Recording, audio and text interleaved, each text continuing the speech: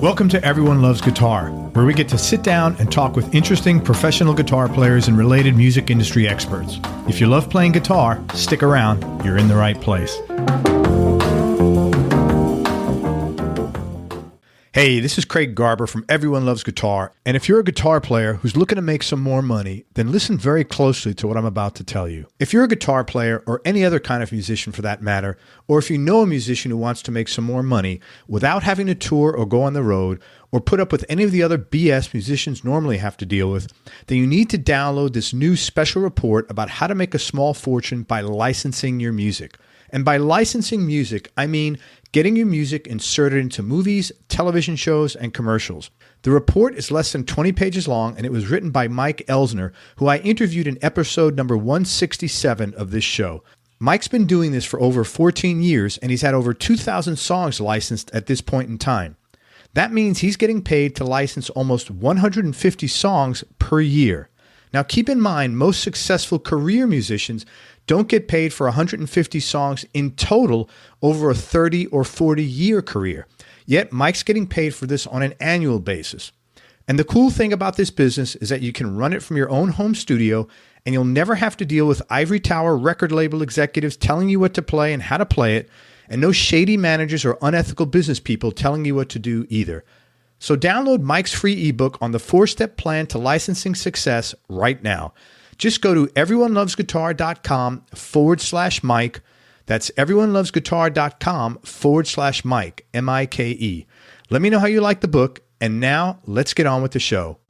I'm ready. Hey, everybody. This is Craig Garber from Everyone Loves Guitar. And I am with by everybody I've spoke to in Nashville has said to me, you know, have you spoke to Jack Pearson, because he's the best guitar player in Nashville? And I say that not like, and I know Jack's not a guy that brags, but literally like 25 guitar players, great guitar players, I said, you got to get Jack Pearson on your show. He's the best guitar player in Nashville. So the universe smiled on me today, and I am here with the one and only amazing Jack Pearson. He's not only an A-list blues rock lead and slide guitarist, he's also a soulful, creative songwriter and a really good solo artist in his own right, and he truly has been there and done that.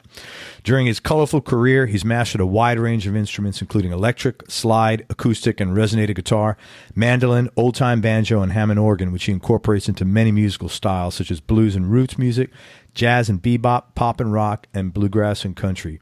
His versatility and musicianship keeps his live shows and recordings fresh and exciting, and I got to tell you, his enthusiasm for playing guitar is unrivaled to anybody. I mean, this guy, you know, the guitar is like, you know, air for Jack, I'd say.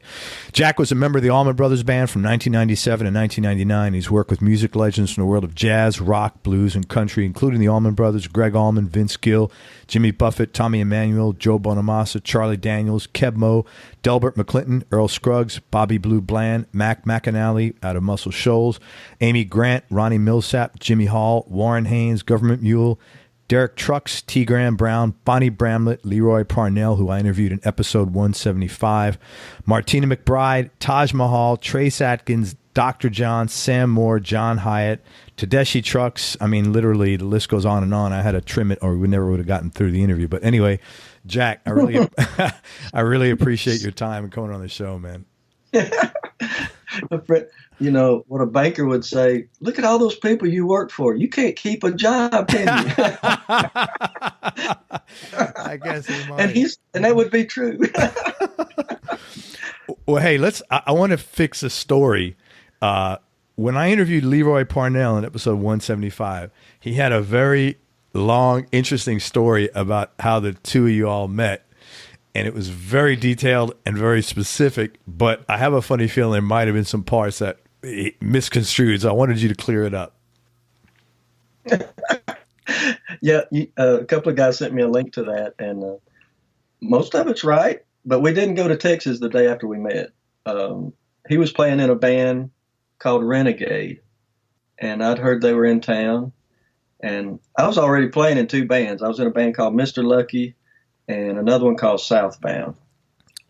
And anyhow, I went up after a gig to hear them, and there was some people in the audience who were like, let Jack play, let Jack play. And, all my life I've always went and sat in with people, and they were kicking butt, man. So I wanted to play with them. And I got up there. I thought I'd play one or two songs, and I played the rest of the night. And we just hit it off really great. But they were all living in Murfreesboro. Owen and his wife, they had a young child, and used to go over and visit them. Leroy, he was up in Una. And we played around town for a couple of months, and they got a gig down in Florida. It was a 2-week gig. So they had to get permission from my parents for me to go because I was 17. I couldn't leave the state without permission. And he did come over to the house and talk to my daddy. And he did. He sat in that chair watching, smoking them cigarettes. He smoked Camels.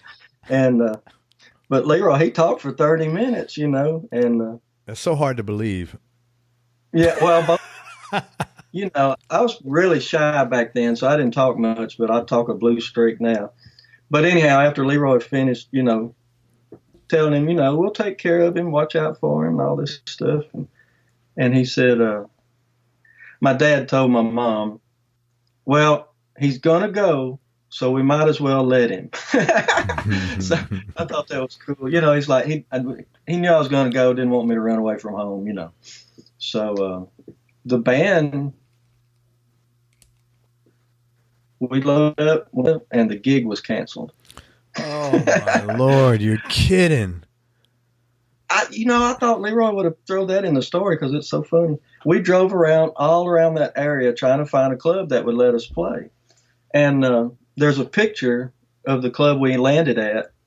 And in fact, Leroy put it on Instagram last week. We loaded in his Marshall amp, and I had a Bandmaster head with 212 cabinet. And these old fishermen were sitting at the bar, and they turned around and said, "You're not going to plug those up, are you?" And anyhow, we played. We all moved down there. We ended up staying down there for like 9 months. And we had a house gig in Panama City, and we played all through that Gulf, and we would go up into Alabama. And but eventually we moved back to Murfreesboro, Tennessee, and we had a band house. And that's when Leroy went back to Texas. And then, so that was in 78. We met in 77, the fall of 77. And in 1979, I moved to Austin. So Leroy and I started another band. So that was 2 years later. Cool. So you left home at 17 pretty much and never came back. Well, I came back a few times. After Renegade broke up, I stayed down in Florida and Mississippi and played with a couple of different bands, and then came back to Tennessee. And then I went to Muscle Shoals, came back to Tennessee. I always kept coming back here, And Leroy called and said he had some work out in Texas. Did I know any bass players? So I asked Pete McLaren, and we loaded up the car and went to Texas. And I stayed out there. That was in August of 79, and I came back the next summer. But that's when we went and played New York and Colorado. We did a lot of traveling around in that van. So you were with Leroy when he went up and played with Kinky? Yeah, I was a Texas Jew boy. Oh. So that's when I moved to Texas to do that. Okay. Yeah. Okay, I get it. And then when Kinky thing fell apart, Leroy and I, we got a different drummer and bass player and a keyboard player. No, the same bass player, Pete, because he went out there with me. And then we started that second band. And we had, eventually we got 2 background singers, 2 girls, and that was enough for me. That's when I split. That's a big band. Yeah, man. That's a lot of people. It was, yeah. And we struggled, We had a good time playing, but it was a struggle. And those were weird times, man, because you had disco and punk rock happening, and we're still trying to play Southern rock. Yeah. Well, you're cutting that pie pretty small, all the members, too. You got a small pie to begin with, and you're cutting it in 12 slices instead of 4 or 5. Hey, That's I just remember economics, I remember man. 7 of us sleeping in one hotel room. Yeah, Wow. we just didn't have any money. Yeah. We had to save what we had to drive to the next state or whatever. Sure. Sure. But we did it. We made through, and we played our hearts out. And Leroy and I, we played together a couple of weeks ago. We did a tribute to Gregg Allman and Butch Trucks. That's very cool. And yeah. Well, thanks for And clearing we still that play great together. We've always played good together. I love it. We're talking about doing something new. That would be awesome. Yeah. That would be really good. Yeah. I told him, I said, people just want to hear us jam, man. We'll just go out there and jam, have fun. See what comes of it. Yeah. Well, thanks for clearing up that story, man. Well, it's just my side. The revised Jack Pearson version. So, hey, let me ask you, you have had a very robust career is an understatement, but I was curious for these three artists, if you could talk about maybe how you got the gig and what the gig was, and then maybe a cool story about working with them. And then if there's happened to be anything specific you learned from the experience, although I got a funny feeling you're the kind of guy that you learn something everything you do. Yes. But talk about the Allman Brothers band. My favorite band when I was growing up. I learned every note they played on those early records. And so did Leroy, So when we met, we were like, hey, we know how to do this. And so I was friends with Warren Haynes. He used to live here in Nashville in the 80s. And we played together and jammed. And one night he pulled me over to the side. He said, hey, Jack, I just joined the Allman Brothers. It's like, that's great, If you ever need a sub, let me know. That's the only answer that smart man would give. Yeah. Well, that's just my sense of humor, And but and we're still friends to this day. And that was in '88, maybe. Yeah, '88. And in '93, he called. He said, "Dickey's got to leave the tour. Come out and play." So I did. And Gregg took a shine to me and liked my songs. He heard a cassette tape of some of my songs and invited me out to his house to write. And that meant so much to me, man, I'll tell you. And to have Gregg Allman call me and say, hey, bro. So after Dickey came back, I started playing with Gregg's solo band, Gregg Allman and Friends. Because he said, man, I hate to see you go. Come play with my band. I was like, yes, please. Yeah. And so then I did that for, in 97. Let's see, that started in 93. So in 97, Gregg called and asked me if I wanted to join the Allman Brothers. And it took me like a split second to say yes. And that was unbelievable. And then I started having hearing damage. I'd already started getting some ringing in my ears, but playing with Dickey, the stage volume was very high. And I was wearing custom-made plugs, but it was still over the threshold of, the plugs bring it down to a certain level. But I think from what I've read, anything over 80 or 85 dB can cause damage. And so, yeah, it was way up there. Most of the time he used 200-watt Marshalls and sometimes 3. Holy it was crap. Loud. And most of the time, Dickey wasn't in the PA mains most of the time. His fader out front was off. It was coming off the stage, which is fine. I mean, I always loved to play loud too, but I just couldn't. My eardrums couldn't handle it. So it was one of the hardest things I had to do. I had to tell him I had to leave the band. Wow.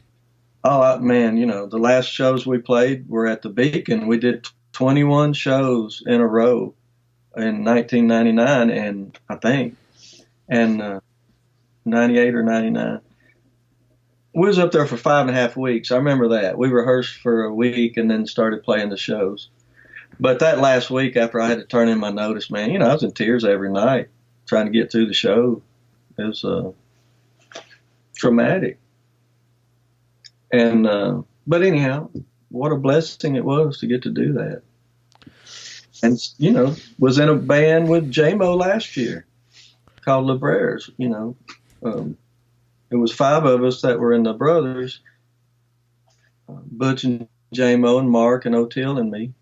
And then we brought in Lamar Williams to sing and Pat Bergeson to play guitar and Bruce Katz to play keyboards. And man, it was really smoking. When you first got in the Allman Brothers, Jack, was it like surreal, almost like? Oh yeah, I mean, it's like you try to be cool, but I'm still like a kid, Yeah. That's Gregg and I became really good friends, and we spent a lot of one-on-one time together on the road, right? And but still, when he would call me and I'd get on the phone and hear that voice, I'd like revert back to a 12-year-old. My hero's calling me. It was like weird. Yeah, no, I could totally understand that. Yeah, and I told Dickey one day, I said, man, you used to be my biggest hero, it's like freaky playing, and he said, I understand, because he played with some of his heroes too. Mm. Yeah. But, so you got to be, it's a mental challenge. It was for me because all these guys that I got to play with, I didn't dream of playing with any of them. I'm just working on my playing, trying to get better and showing up for the gig. And then you get to play with them, and it's like you have to be one of the guys. Was that hard to be one of the? I mean, as a young kid, you weren't. That was probably difficult. Like it probably took you a bit of time, I would imagine. I think I had the hardest problem with Dickey and Gregg because I looked up to them so much. And but get to stand over there by Gregg all those years, and man, his organ playing he had played these funky rhythms, man. It was really cool. Yeah. A lot of it didn't make it into the mix, so I would stand back there by his Leslie and play rhythm with him, and Dickey'd be out there just soaring, man. He had some really good nights where he just took off, and just to sit there and watch that and play rhythm with Gregg and J-Mo, oh man, what a good memory. Yeah, it's probably a fantasy. What did you do? How long did it take you, like when you stopped there, when you had to leave the band, how long did it take you to like figure out what you're going to do next, or till you could even do anything next with your hearing? I kind of disappeared for a couple of years. I played around locally. I'd do a session every once in a while, and I still have the ringing, it's still bad. I have to wear earplugs all the time, but I'm just trying to protect my ears so they won't get worse. Yeah, sure. Dickey and Butch, they pretty much lost their hearing, and I don't want to end up like that. Did you have to put? Sorry, go ahead. Go ahead. Did you have to ever push yourself to like, not convince yourself, but like, I would imagine it took some determination and persistence to stay playing music. No, I can't breathe if I can't play music. Yeah. I stayed up to 4:00 last night playing my guitar here by myself, and I do that most nights. Yeah. I remember, I don't know, I guess I was about 20 years old, and Leroy, he came in the kitchen and said, "What the hell are you doing, man? It's 4 a.m. I'm like, "I'm trying to learn a new guitar lick." so I've always done that, and my folks used to holler at me because I'd be in my bedroom playing all the time. And my mom, before she passed away, a couple of years before she passed away, she told me, she said, "You were a pretty good kid until you saw a toy guitar in the grocery store. You wanted it so bad, you threw a fit till I got it for you." So I guess I wanted to play it before I can even remember, And my oldest brother, he was 18 years older than me. So when I was born, he got married and moved away and had a couple of kids. And he came over to visit. I think I was about 8 or 9 years old. We lived way out in the country. He came over with a guitar and showed me how to play a couple of Jimmy Reed licks and a G chord. And that did it for me. And, I wasn't able to get a guitar for a few years. I think I was about 12. Oh, wow. He came over and left an old acoustic with action like a dobro. You know, we've all heard that story about and calling guitars a finger bleeder, Yeah.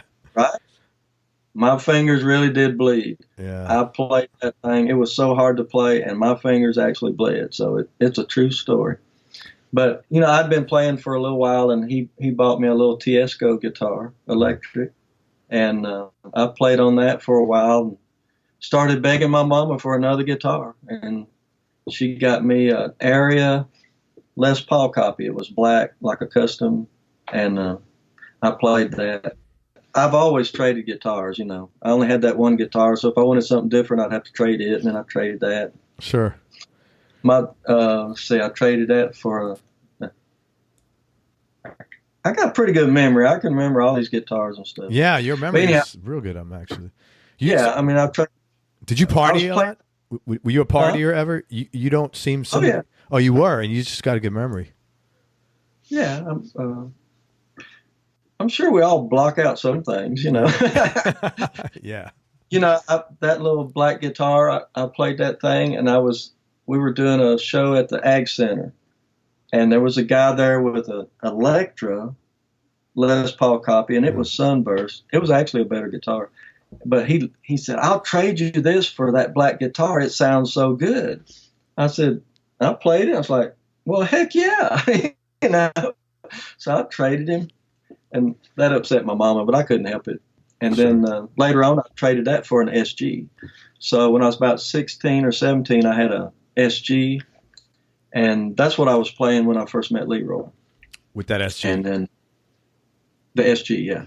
You still have that? It was that? a good guitar, you know, and I wanted a Les Paul so bad, you know, and I traded it for a Les Paul that was probably a worse guitar. I probably should have kept the SG.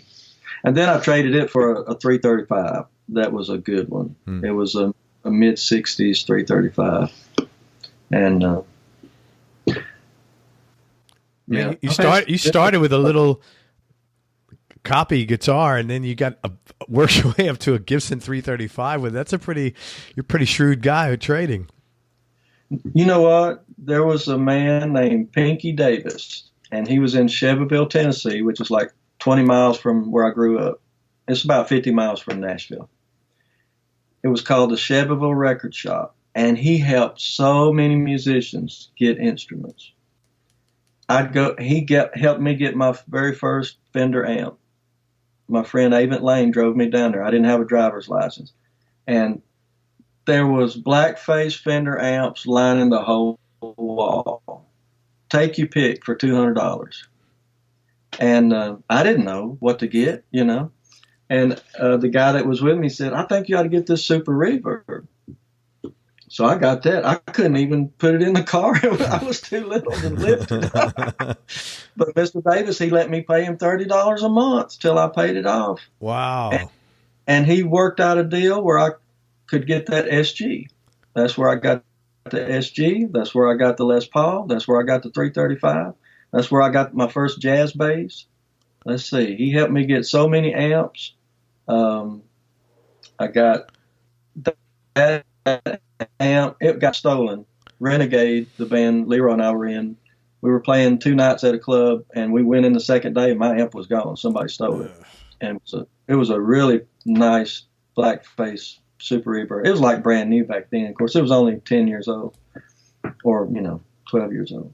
And so I went back down to Mr. Davis's and told him, "Man, somebody stole my amp." He said, "Well, get one of these, So I got a blackface Bandmaster with a 212 cabinet, and we put EVs in the cabinet. That thing sounded so good. I ended up trading that head for a Marshall head, but I kept the cabinet. I wish I still had that cabinet. It was a good sounding cabinet. And I don't know. I probably got half a dozen amps and guitars from Mr. Davis through the years. He was really helpful. He actually helped me get my very first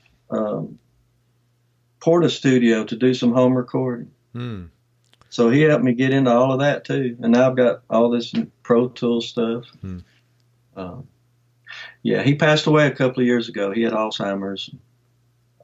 Man, he helped so many people. It's kind of sad. A lot of us in this area, we wouldn't be the players we are I mean, Adrian Ballou was around here. I went to see him play. He was in a band called Sweetheart and used to go see him play before Frank Zappa got him, right? Wow. And they used to play dances. We'd go out and hear them, and he would play slide every once in a while. And he would play it over the top of the neck. I was like, man, just think of what you could do if you could hold it like this. So I was like really the only serious slide player around. And that's when Leroy showed up. And I was at the music store and they said, hey, man, there's a guy from Texas that's playing slide too. I said, well, I got to hear this, And so that's when we bonded. I went out to hear him and jammed with him. It's kind of one, you don't think about it, but the guys like that are no longer around, that you can't have a business like that anymore because of economics. Right. That's kind of sad because in the smaller towns, which is most of the country, that doesn't exist. It's really hard. Yeah. He was a saint, man. I'm telling you what. That's cool, man. There was so many good players in my area. I grew up in Murfreesboro. When the high school I went to, I dropped out. I don't want to promote that, but there was 4 or 5 good guitar players. Forrest York, he's still playing. Tom Maxwell, he passed away. Man, we were in a couple of bands together. And we had Scott Lane on bass, Abe White on bass. He's playing with Bad Company now. And Craig James, he was a good bluegrass player. Lee Tenpenny, man, he was great. Roy Davenport. That's some good pickers, And we just had a little reunion and a birthday party for Norris Haynes. I learned a lot playing with him, and he's 71. And we had a surprise for him last week. He showed up at the community center with his amp in one hand and his guitar in the other. Nice. He thought he was going to a gig. And we're like, happy birthday. That's pretty cool, man. And he had a good time, I'm sure. He did. We played, and I learned a chord from him. I learned something from him every time I played with him. And I got him a card and thanked him for showing me his licks, Hey, and Ray Rice was there, great keyboard player. And Phil was there too, the drummer, and they were both asking me, do you remember when we used to sneak you in clubs?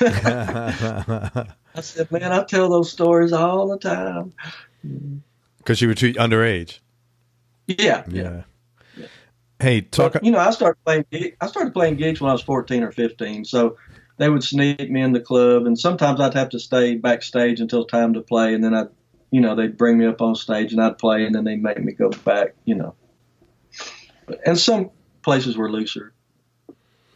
I tried to be a good boy, though.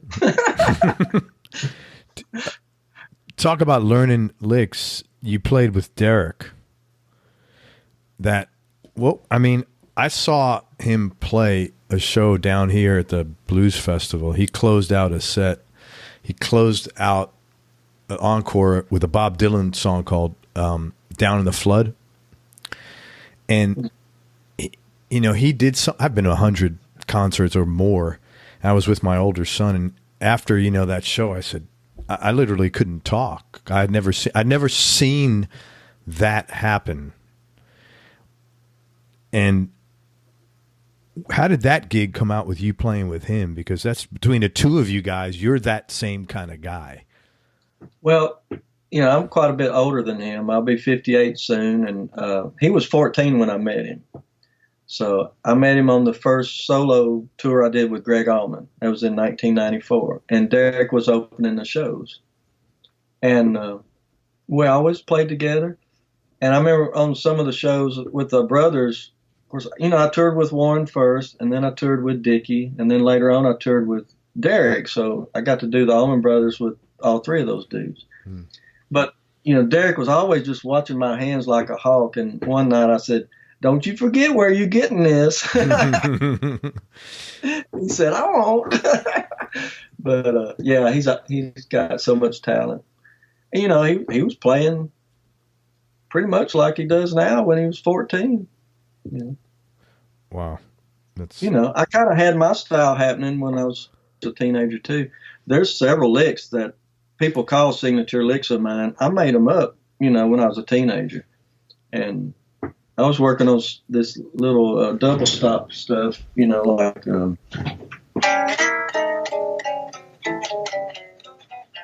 we use a third and a seventh of a chord, and when you move it to a different string or down a fret, it becomes the 4 chord, but it flip flops. So the third is on the bottom or the seventh is on the top or whatever. And so I've been working on that. I found that when I was about 14, I guess. And when I was about 20, I ran into Lenny Bro, and he's doing all that stuff. And he's adding these high notes with his pinky. It's like, dang, it is okay to do that, because nobody else was doing it, And it's easy to second guess yourself, when you're stumbling on something. I remember trying to learn a Wes Montgomery thing when I was about 15 and kept thinking, this can't be right. And then 10 years later, after I learned a bunch of chord voicings, I'm like, that was right. But it's, there wasn't any instruction stuff back then, Finally got the Mel Bay chord encyclopedia. That helped me a lot. Ted Green had come out with his book, but, it was so vast it scared me, 10,000 chords or something. Yeah. It's like, I think I'll have to wait on that. Wow. I know you got a couple of things going on now that you're pretty excited about. You want to talk about them? Your 2 records coming out? Yeah. I've got an R&B record coming out. I call it an R&B record. It's kind of a variety of things, but some of the tracks I started, I think 4 of the songs I recorded in the 90s. I just never did release them. And I dug them out and I was like, man, this fits in with what I'm doing on this new thing. So it's like tracks from 20 years. And I'm very happy with it, very proud of it. And then I've got a live record coming out. I say record, CD, with my band, with Charles Treadway and Joshua Hunt. It's my favorite thing I've done live with the band. Charles is playing B3 and kicking bass, and I just love that sound and the freedom it gives you. And Josh is the best drummer ever, man. And I don't know, we just do things. We don't rehearse. We just improvise. Jazz players. I'm a jazz player, but we're playing funk and southern rock and all kind of stuff. And we've been together for 5 or 6 years now. And when they first started playing with me, I told them, I said, now, this isn't going to be what you're used to, I mean, I'm going to go from Roy Buchanan and Jimi Hendrix to Wes Montgomery and Django Reinhardt within, 8 bars. And sound-wise and stylistic-wise, with some Charlie Parker licks thrown in. And so it took them a while to get used to that, but I never told them anything what to do, just play with your heart. And it's really developed I think it's something unique. So I'm very proud of that too. Just finished mixing it and starting to work on the graphics. Where was that recorded? In January. No, where? Look, you said it was live. It was like, was it here in Nashville? Yeah. Very cool. Yeah. Let me ask you, you've been involved in so many different projects. If you had, and I know it's probably a hard question, maybe even unfair, but if you had to say, what were the top 3 experiences for you in looking back so far, musically, which ones left you most satisfied musically?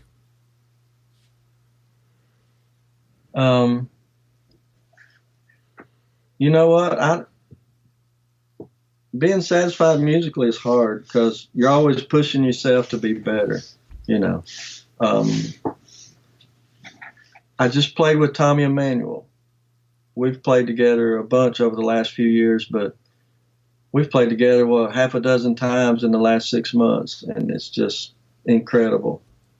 So that's a big highlight for me. Of course, the Allman Brothers. And, but man, I got to play with some of these jazz guys, man. Buddy DeFranco and Jimmy Smith and Groove Holmes and Jimmy Rainey. I mean, Mundell Lowe. I first saw his name on a Charlie Parker record, right? And ran into him. We did a jazz festival together. This was back in the 80s. And wow, getting to play with him. And you know, those guys were so nice. And I was just amazed that Jimmy Rainey wanted to play with me, you know, because those records he did with Stan Getz. I mean, Mundell and Jimmy, they were two of the first guys to play bebop on the guitar. You know, Charlie Christian started it, and then they came along, and Tal Farlow and Barney Kessel, all those guys. So, I don't know, that's very important to me to be able to be around and watch them play, the way they would touch the strings and stuff. But they're not beating on the instrument. They're, you know, getting a good sound out of it. Yeah. Man, you know, I got to meet Earl Scruggs. I played mandolin on a song with him, you know, and he signed that picture for me. I got it on my wall there. Yeah, I see that, man. Yeah. Anyhow, what a tone out of a banjo, and what a groove, you know. Of course, I'm into so many different styles. I love playing mandolin and that old time banjo stuff. Jimi Hendrix, you name it. Do you ever sit back and like allow yourself to, like when someone says, "Hey, man, you really kicked ass tonight"? Do you allow yourself to take that in ever, or is it always like, "Thanks, but I'm on. You know, I need to make sure I get to the next notch"? I used to not be. Now I just say thank you. I'm glad you enjoyed it. But Thelonious Monk had the best line. When somebody would compliment him, he would say, "You should have heard what I was trying to play." That's awesome, man. I'm going to write that down. That is killer. That is freaking excellent. Yeah. Yeah. You should have heard what I was trying to play. Milt Jackson, when he passed away, he wanted a quote on the news, and it was from Charlie Parker. And Charlie Parker told him, "I don't care how good you play tonight, go home and practice." Sure. You know, those guys believe in keeping getting better. And that's why I always just wanted to be a better musician. I'm always trying to learn something new. It's weird, man. It's like you can just play two notes sometimes and it sounds like you've never heard them before. For me, sure. It hasn't always been like this. Maybe it's because I'm heading towards my second childhood. No, it's probably because you're like more, you know, like a lot of guys I've talked to, and it's I think it's just some of it's age, you know, because you start the number. Like I often have a question I ask people of what's been the biggest change for you in the last 10 years, and inevitably the answer is often some version of, you know what, man, I'm okay with me. Mm-hmm. And I wonder if maybe that's part of it. Like, you know, you're okay with playing those two notes now, like enjoying those two notes where you might not have been in the past. I don't know. Well, you know, I've worked for being a sideman. You get in all kinds of situations, and sometimes it's musically rewarding at all. It's just work, right? Sure. So you do the best you can and try not to get too depressed about it. And it's just a job. But a few years ago, I got it back, and I tell people this. You ever see a little kid reach up and pluck a guitar string, and it goes ding, and you go, wow, you can make music with that. I got back to that a few years ago. So and Tommy Emmanuel's the same way. I went down to play with him last weekend, and we got to the venue at 2:30, and we started playing backstage at 3 o'clock. And we played, except for stopping to eat, we played till 9 o'clock when he went on stage. He just wanted to play the whole time. And I said, don't you want to go take a nap before the show? He's like, no, man, let's play. So he's got that same enthusiasm and passion that you do. Does. Yeah. David Greer, you know David Greer, the great bluegrass player? First time I met him, we jammed for 6 hours. The next time, we jammed for 9 hours. Holy crap. You know. Wow. Fingers were so sore the next day. And David, he's got these huge calluses on his fingertips. I mean, he just plays all the time. Brian Sutton's the same way. I know horn players. Charlie Parker said they almost got evicted, because he played his horn 10 and 15 hours a day. Yeah, that I've read. Yeah. Wow. Okay. So it's not just me. There's a famous quote with the classical cellist Pablo Casals. Sure. When he was 90, they asked him, "Why are you practicing?" And he said, "I think I'm onto something. I think I'm getting the hang of this, I'm finally getting the hang." But, so as a musician, you want to try to keep that. I've met so many guys that get their playing to a certain level where they can make money with it, and they just stay there. And that's fine. That's not what I want to do. So you just want to constantly get better and learn new stuff and improve on the instrument, and you just have a very strong drive to keep getting better on that. That's. Oh yeah. Yeah. When I was about 20 or 21, I went to Miami for the first time, and that was after I split Texas. I went back to Tennessee and went to muscle shows and ended up down in Miami, and I met these Cubans and Jamaicans, and there was this one guy from the islands, I don't remember where, but he played this big old arch top, and he just played without a pick, and he had the prettiest rhythm, man. And he just kind of stroked the strings, and it just sounded so good. And being around those guys, man, and some of those percussionists, I always loved those rhythms. And so anyhow, just learning from whoever I could. Sure. And that's where I first got with Joe Orr, who was friends with J-Mo, and he was doing this double shuffle, man, on the drums.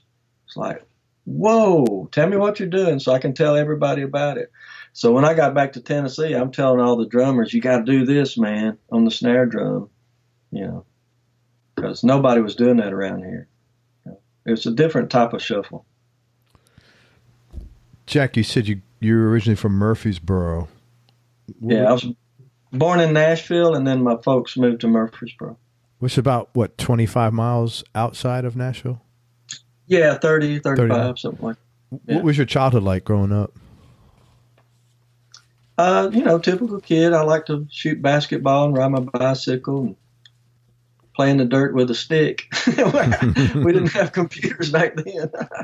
Build a bridge, get some water running and make a stream, kind of creative stuff. Yeah.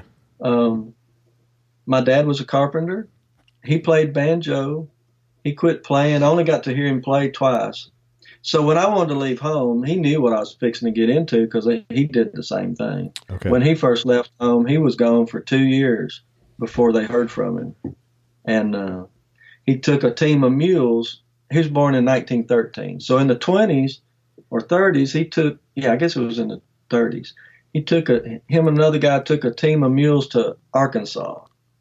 This is from Nashville or from Murphy? Where was he growing up? He was in Murfreesboro then. Okay. Yeah. Okay. And out there where Uncle Dave Macon was from. And he was a famous bluegrass. He was like the first Opry star. Okay. And he played that old style of banjo. And, oh boy, some good old stories. Anyhow, my dad ended up in Tupelo, Mississippi. And that's where he met my mother. That's where she was from. And she was one of 13 children. Holy smokes. So my dad was hanging around Uncle Dave Macon, and he used to talk about the McGee brothers and all these famous old-time musicians, He was playing with those guys. And my mom, she said she remembered Elvis singing in church when he was a little boy. Wow. And the Carter family came through, and they would do a concert and then give music lessons at the school during the week. So she took us from them. And I said, "Did you play Mama Maybell's big old guitar?" She said, "Oh, yeah." And I showed her a picture of it, and she said, "Yeah, I think that was it." Wow. So both your parents were musically involved with music. Yeah, my mom, she sang and hummed all the time. She took in sewing for extra money. That's how she bought me my first good guitar. She got a loan at the bank and paid it back by taking in sewing. Sure. And I paid her back later on. Tried to do it many times over, but anyhow, she would hum all the time. She'd be in there sewing and humming, and she sang really loud. I think that's where I get my loud mouth when I sing. But my dad, he quit playing for some reason, but he would always be sitting in that rocking chair smoking, and he'd be tapping his foot, and he'd get a rhythm going on the arm of the chair, and I could tell he had a good timing, you know. Mm-hmm. And my brother Stanley, that taught me how to play, he had really good groove, and he was really into Chuck Berry and Carl Perkins and Lightning Hopkins and Ventures and all that stuff. So I heard all kind of music around the house, and anything I heard, I would try to learn it. And I started playing in bands when I was, you know, before I could drive, you know, the older guys would come pick me up and take me to rehearsals and things. And so I was always in there learning whatever top 40 was. We'd play a George Jones song, a Jimi Hendrix song. We'd play a Steppenwolf tune, and then we'd play a Conway Twitty song, you know, to keep the audience involved. But back then, that's what radio was. Back then, that's was normal radio. Yeah. You'd hear all that stuff on radio. Back when they had even before they had FM, and in the beginning of FM, same thing, man. Yeah. Those were great songs, you know. They just played good songs. It wasn't as segmented as it is now. Right. Yeah. And, you know, and it's amazing what you could get away with playing. You know, we'd play a Santana tune, you know, and then go into Last Date by, you know, that old piano. I can't think of his name. But, you know, Norris and Ray Rice and them, they were in those bands, and I was so privileged to get to play with. They're still great musicians, you know. I mean, that's the guys I got to jam with a couple of weeks ago, and they're 70 now. They still play good, man, and they knew these chord voicings and stuff. And I think that's where I first heard some of that stuff. Yeah. Let me ask you this. You know, as far as tuition, you know, everybody pays tuition in your business, whatever that business is. What would you say, if you're okay talking about one or two mistakes you might have made, the tuition, and then what you learned from them? What mistakes I made? Yeah, if you happen to make any. If you made any. Because I've talked to a couple of guys that, you know. There were some gigs that I did just out of desperation that I wish I hadn't done, you know. But, you know, a lot of them didn't pay good. I remember splitting up the money one night, and this guy came in, and he said, "What are you doing?" I said, "I'm splitting up the money. This is what we made in the tip jar."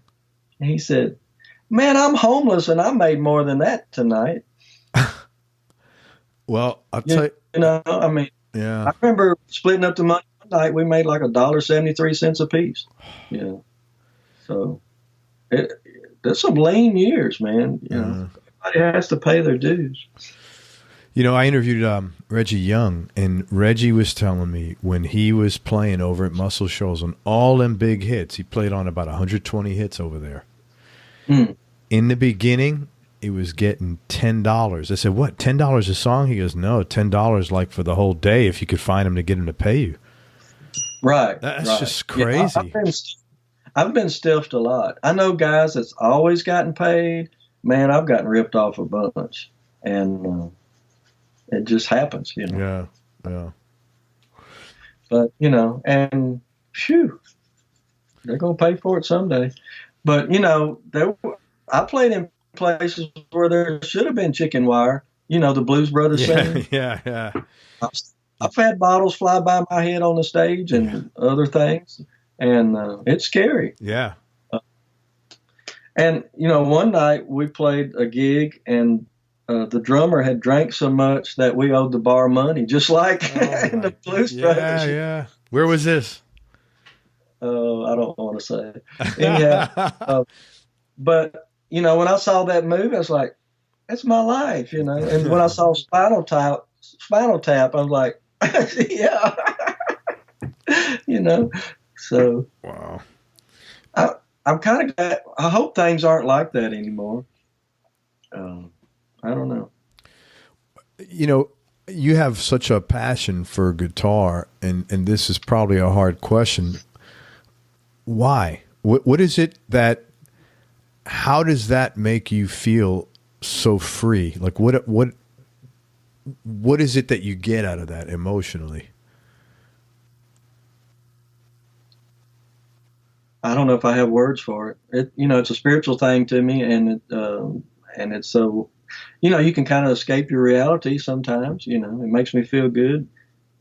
Sometimes when I'm playing, I'll shed a tear. So I feel the emotions that the crowd feels while I'm doing it sometimes, and not all the time. I mean, I'd probably go crazy if I was that connected all the time. Yeah. Sometimes you just have to go for. When I was a teenager, I got the hint about improvising. I don't know where I picked that up. Maybe it was hearing Django and Wes and, the Allman Brothers, because, they didn't play it the same way every time. Sure. And I would hear these records with Wes and Django, and it was the same song, but totally different. I'm like, And so I've always wanted to be an improviser. One of the first things I did on the guitar was just kind of, mess around before I didn't know anything. But it kind of sounded okay to me. I don't remember what it was, but,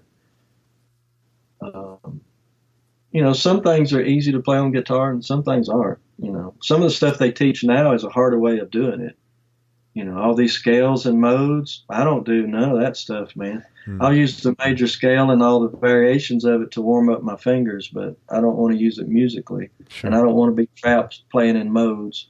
Because I heard Joe Pass say that major, minor, and dominant, those are the three families, and all the chords come out of those three families. And, I started studying that, and I thought, well, that's the way I've always heard music. Minor sounds mysterious or sad, and major sounds a little bit happier, and the dominant, that's that bluesy stuff.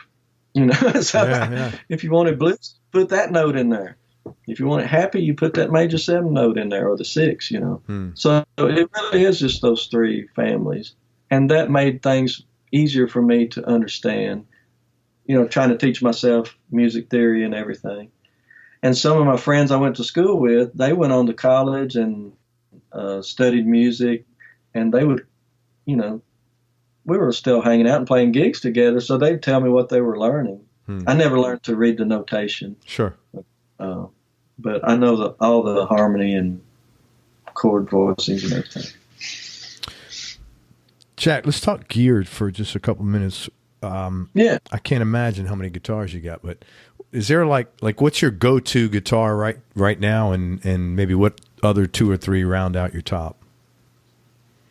I have a couple of Strats that I like a lot, and they're Squires. I found them in the store. Just picked them up, and they just vibrate like crazy. And I never even plugged them up in the store. I just thought, I like the way this feels. If the electronics aren't any good, I'll replace the pickups later. So you replaced the pickup on them? No. Oh, you haven't. So they're standard stock. So when I got home and plugged them up, I'm like, hey, the pickups are good too. So. I rewired the bridge pickup. I changed the second tone control to the bridge pickup instead of the middle pickup. And that way, if I'm in the second or fourth position, the tone controls affect, the neck and middle or the bridge and middle. But I hardly ever do that. It's usually either neck or bridge pickup. And I want a tone control on that bridge pickup. It's very important. I don't know why Leo didn't put a tone control on it instead of the middle, but that's the only alter thing I do. I file the nut, set it up. I don't do any fret work, but I file my own nut and adjust the pickups right and stuff like that. And this little red guitar, the one that's in this picture up here, I found it used. And the salesman was trying to talk me out of it. I said, no, I think I want this one. And he's like, what do you want this thing for? And I said, I like it. It's another Squire. Yeah, it's a red Squire. It was used for $87, and it had a big old heavy metal sticker on it. Mm-hmm. And the salesman said, "What? Are you going to modify this?" I said, "Yeah, I'm going to scrape that sticker off of it." How many Squires did you have to pick up? Huh? How many Squires did you have to pick up to find those two, or was it like random luck? Oh, maybe 1 out of 10 would be good. But it's like that with anything. Yeah. You know, you pick up 10 Les Pauls, there might be one that sounds halfway decent. You know. Sure. Yeah. It's like that with old L5s. You know, you pick up a bunch of them, they're like, clunk, you know. Just because it's a famous guitar doesn't mean it's going to be good. But main thing I look for is something that resonates. All right. So then I found this SG last month, and the whole thing vibrates. I mean, the neck, the body, it's like those Strats I play. So that's the main thing I want in a guitar that vibrates and is resonant and it's fun to play. Because I've had some guitars that you had to work to play them. I just ain't into that. I don't want a guitar fighting me. Yeah. Some guys say they want a guitar to fight them, but that's usually the guys that don't have much technique. The guys with technique, Tommy Emmanuel's guitar is so easy to play, man. That's why you can play on it. You know? I bet you Steve Vai's guitar is easy to play. Yeah, you would think. You know, I mean. No, I don't get that when guys say I like a guitar that fights me. Whatever. To me, it's hard enough to play. Why? You know, it's like having a relationship. I want a woman that fights me. Hell no. Life's tough enough. Yeah, I don't fight nothing. Yeah, right. I'm like, I want it easy. Maybe you can call me a wimp. That's okay. I want it. But it's not even that. I don't want an instrument that's got problems to get in my way of playing music. Sure. Yeah. So it's like a piano player that say, I can't play this Steinway or whatever because it's stiffer than this other one, you know. And was in the studio with Reese last month, and he was talking about he didn't want to go to this one studio because the piano was too hard to play. And this guy, I mean. Yeah, he's played a million. He's wonderful piano player, wonderful keyboard player. So you don't want an instrument to fight you, you know. So you got your Squires, the white SG, and what would be the other one, the last one? I've got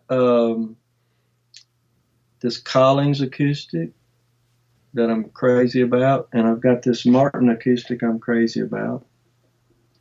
I've got an old Harmony acoustic I'm crazy about. I mean, I'm in love with my guitar. You know that anytime I don't know if you probably, I don't know if you're aware of this or not. Anytime all over the world I talk to guitar players, and if the issue comes up about a guitar, you are the example. Hey, Jack Pearson plays a Squire. I don't know if you're aware of that. But people. Well, yeah, I get emails and stuff, and I see people on Facebook writing about it, you know. But I'm here to tell you, they are good guitars, or I wouldn't be playing them. You can't go by the price tag. They think I'm playing them because they're cheap or something, but I can't endorse them. You know, I mean, one time at the store, I had 7 of them sitting around me, and there was 2 that were good. You know, so I got them. I gave one to a friend, and I kept the other one. Sure. Yeah, and so I'm glad they're inexpensive. Sure. Yeah. Wow. You know, everybody can have a decent guitar to play. But, you know, they're made at a plant that makes guitars for all of the major companies. I don't know. A lot of people don't understand that. It's a plant in Indonesia. It's not the Korean ones or the Chinese.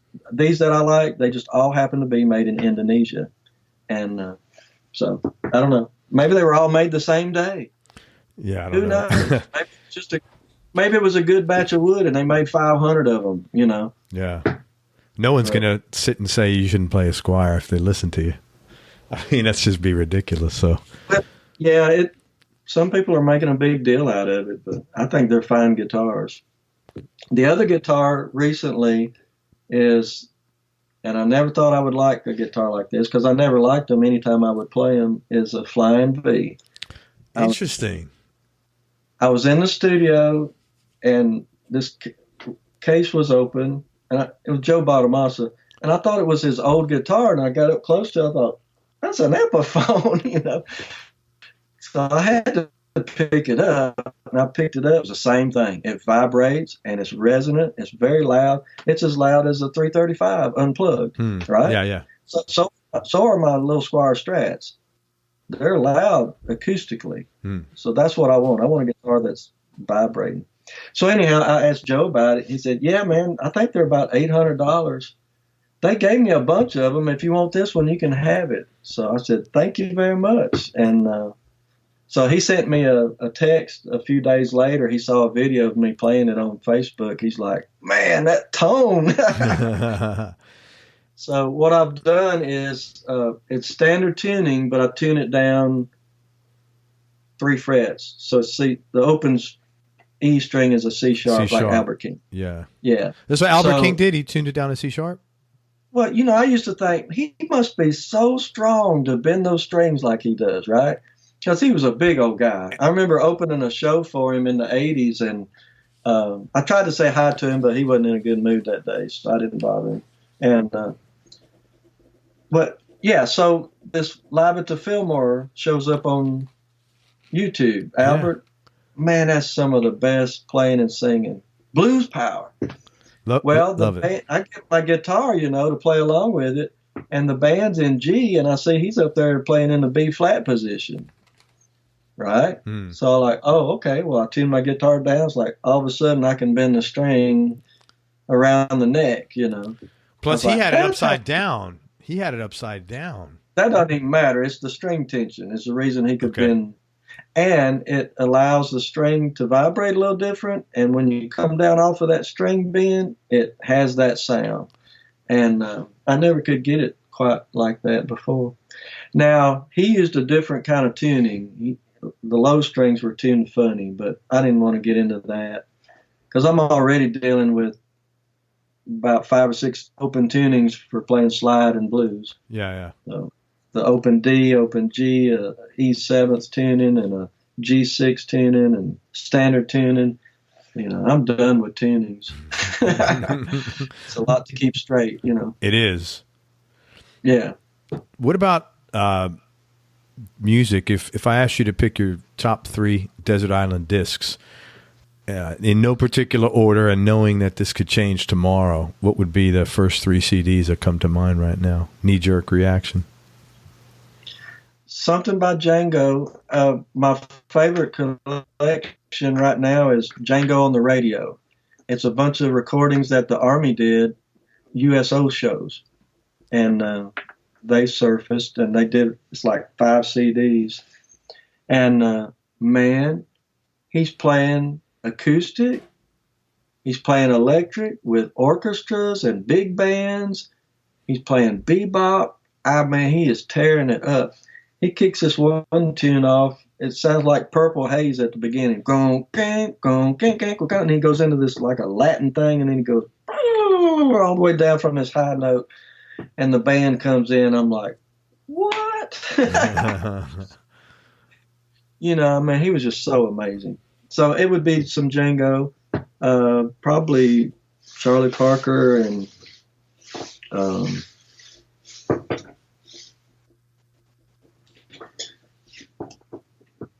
probably Wes Montgomery, you know. But I love so much stuff. Gosh. Who would you say your number 1 blues artist that you enjoyed listening to? Blues guitar player. Well, I can't just say one. Okay, you could say more. I can't, because, you know, it's like Mance Lipscomb, Blind Willie Johnson, Freddie, Albert, and BB, and Albert Collins, you know. Yeah. It's just so many guys.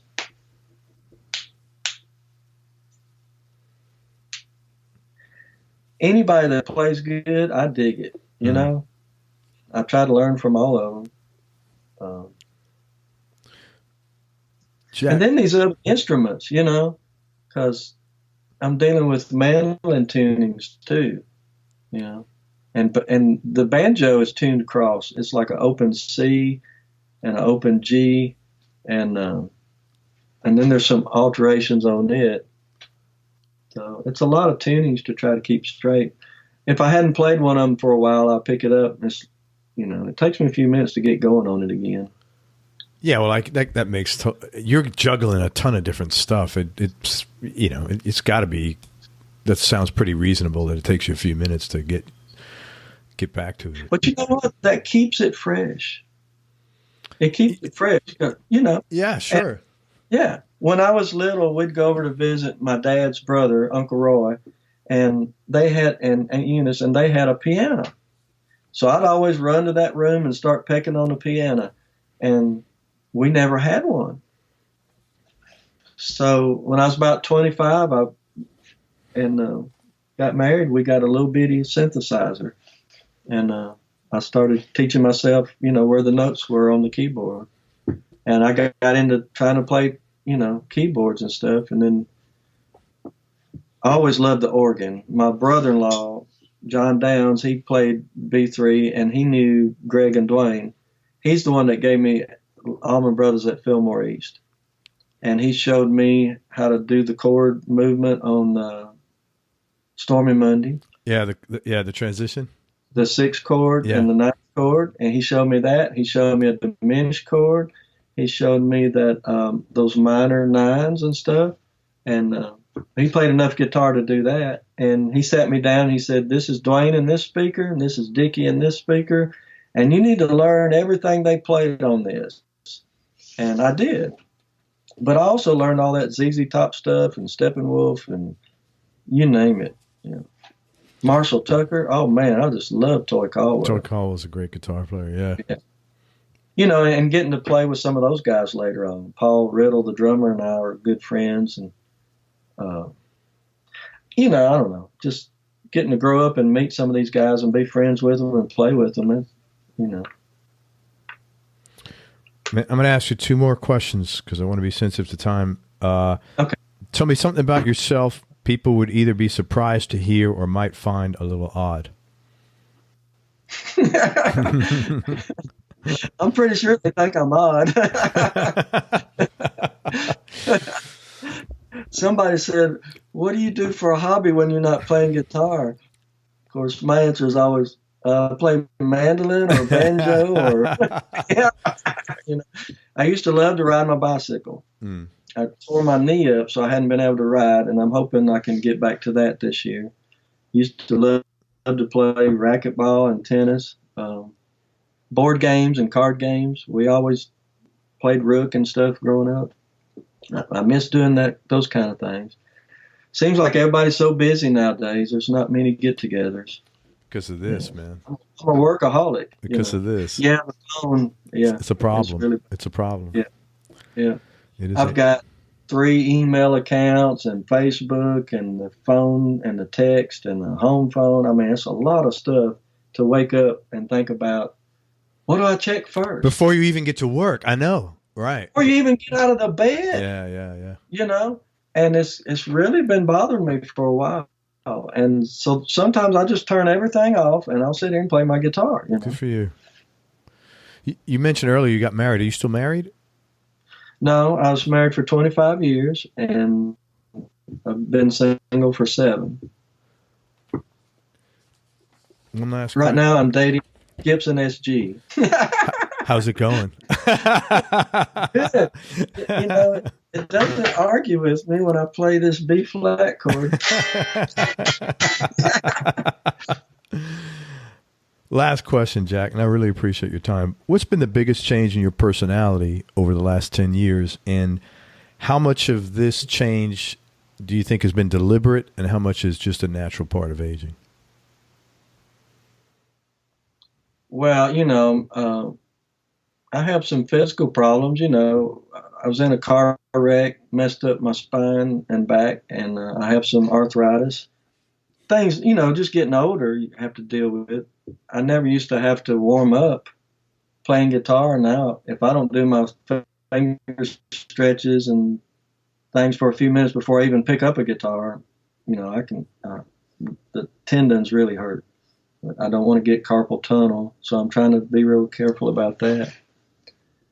I think I'm more excited about playing I feel more love for everybody than ever, and I've got lifelong friends.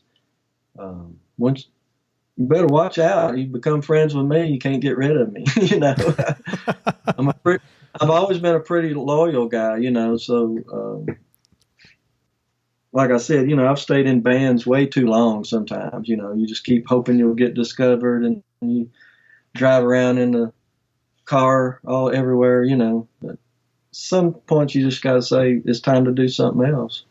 Yeah, I heard an expression. There's a difference between persistence and like blind, dumb persistence.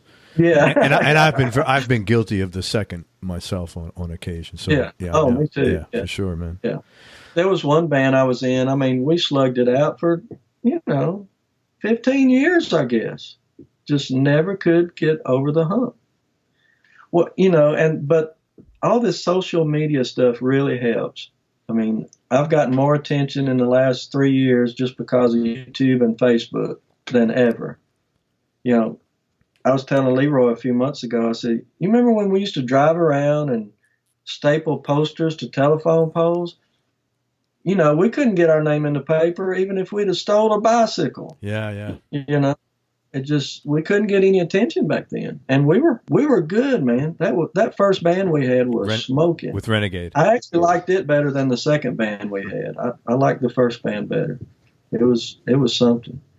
But we played a lot of gigs, man, and there'd be 2 people in the audience. But we loved to play. And that was some of the best music never heard. Well, man, you are a very talented guy and very deserving of recognition. And I just want to tell people, again, Jack's last name is Pearson. It's Pearson. And he's got 2 records coming out soon. One's a live record, one's a studio R&B. And you got a really cool online lesson thing going called at jackpearsonguitar.com. So you want to just talk about that a little bit? Yes, I've always done some private lessons and things, and I never was able to get a record deal or anything. They would usually say, you're not marketable or whatever. And, but I continued to press up CDs on my own. Well, a few years ago, I kept thinking, I want to do an instructional thing because that's another way of sharing the music, right? And so I went into business with my sister. She said she used to enjoy editing video when she was in college, and I never knew that. So a light bulb went off, and I said, boy, do I have something for you to do. So we bought some cameras and got a company here in Nashville to design the website. It took them 2 years to design the website. And we have a search engine.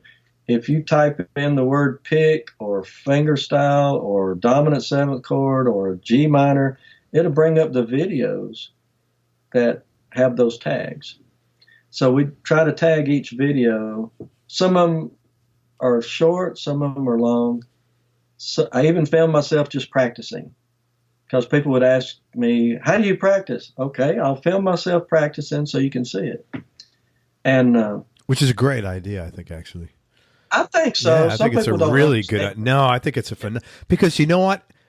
If if you're not trained, you could practice all you want, but you might not.